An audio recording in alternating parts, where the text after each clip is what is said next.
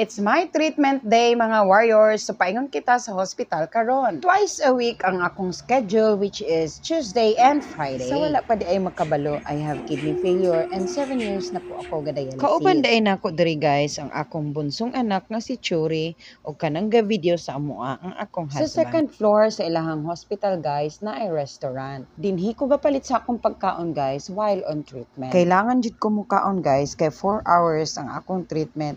And for sure, gutomon gid ko. Usually guys, ang akong gina-order is arroz caldo, adobong manok, o beef sesame. With rice na sila tanan guys, ang tulo ka orders.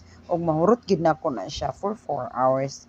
Kaya magsige raman kog kaon. Naapod ko'y popcorn nga masima-sima. So ayan guys, magsugod na ang akong treatment.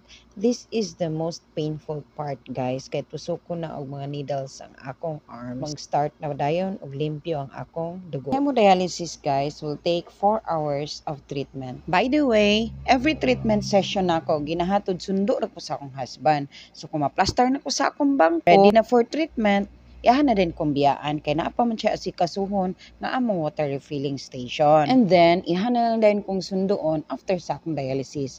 Ma-estimate naman niya unsa oras ko mahuman. I really love to eat during my treatment guys. So sa 4 hours na akong paglingkod, magsigira jud kog kaon ana. Usually, muna siya gakahita. Pero napoy time guys nga ganahan ko matulog. Magtulog pod ko pero dili gid kay siya magdugay. I love eating popcorn while watching TV. May television kasi sa harapan namin. Ana, daghan mi nga mga hemodialysis patients diri. Actually, naa sila 50 ka hemodialysis machines. Ug naa sila mga buutan kaayo nga mga nursing staffs. Naa sila tulo ka sessions in one day. Ang akong schedule Tuesday and Friday, second session 10 a.m. Dapat mo tanong gid kasi ang schedule, if not you have to inform the nursing staff ahead of time. Ana, kana bitang magtan-aw ako sa uban mga pasyente, ma-amaze ko, napoy maluoy ko, naapoy makaingon ko nga swerte kaayo. Ngayon ana, lahi gyud og sitwasyon. Actually, kidney failure guys, dili gid siya sayon nga sakit, daghan kaayo bawal.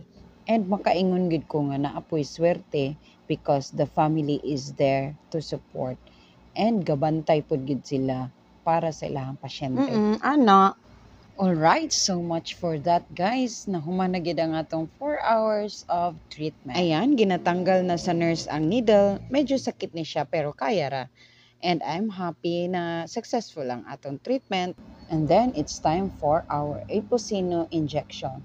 Kailangan ko po ito every after dialysis ko po. Kasi ito ang nagpapadagdag ng aking hemoglobin. Kasi usually kami mga may kidney failure, mababa po ang aming hemoglobin.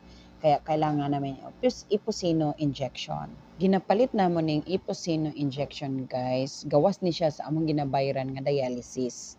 It is 650 pesos diri sa pharmacy.